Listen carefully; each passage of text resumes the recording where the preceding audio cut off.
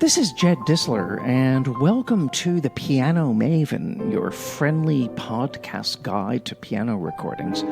I first heard about the pianist Hiroko Sasaki from my late friend and colleague Harris Goldsmith, who wrote a rave review about her Weill recital hall debut at Carnegie Hall. In that review, he wrote, "She is a most distinctive musician who knows how to fuse classical understatement with a more romantic freedom."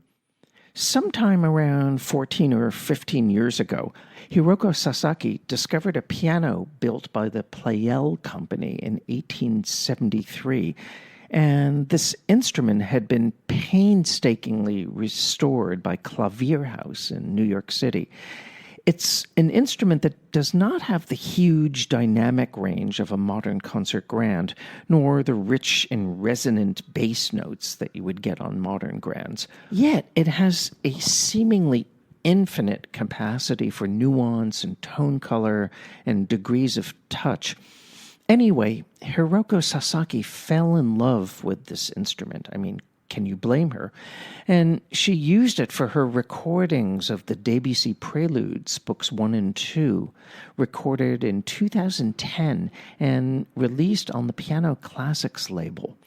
I've posted several links where you can listen to these really remarkable interpretations. I only just got hold of this disc and just started to get to know it, and I am so impressed. What stands out for me is the freedom that Hiroko Sasaki brings to these frequently recorded pieces. She tends toward faster tempos than common, yet she never sounds hectic nor rushed. For example, in the first prelude in Book 1, Danseuse de Delphes, her basic pulse is quite flexible, and she often breaks her hands, meaning that she will roll certain chords or she will play the left hand slightly before the right hand. But these liberties have a fluency and a sense of proportion that just draws you in and you really can't stop listening.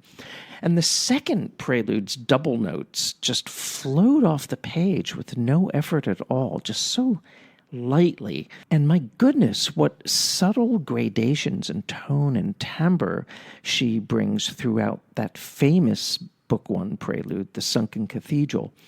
The dance of Puck, which follows, goes like the proverbial wind. It really has swing and swagger to it. Maybe it's a little too fast, but I still enjoy it. In Book 2, the first piece, Brouillade, often sounds like a big blur when other pianists play it. But Hiroko Sasaki makes all of those intertwining textural levels very distinct and individually characterized. And the swirling passage work in Ondine and in the final prelude, Feu d'artifice, rarely have sounded so supple.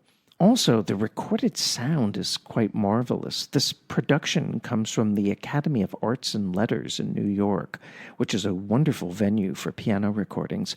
And the producer and engineer was the legendary Judith Sherman. And you know, if she's the producer, you know it's going to sound great. So I would say that if you wanted to hear both books of Debussy's Preludes on a period instrument played with individuality and imagination and world-class engineering, you've come to the right disc. I heartily recommend Hiroko Sasaki on the Piano Classics label. This is Jed Disler, and thank you for tuning in to the Piano Maven podcast, and thanks for your support. Please tell your fellow piano lovers about this podcast, and I hope to be with you next time. Take good care.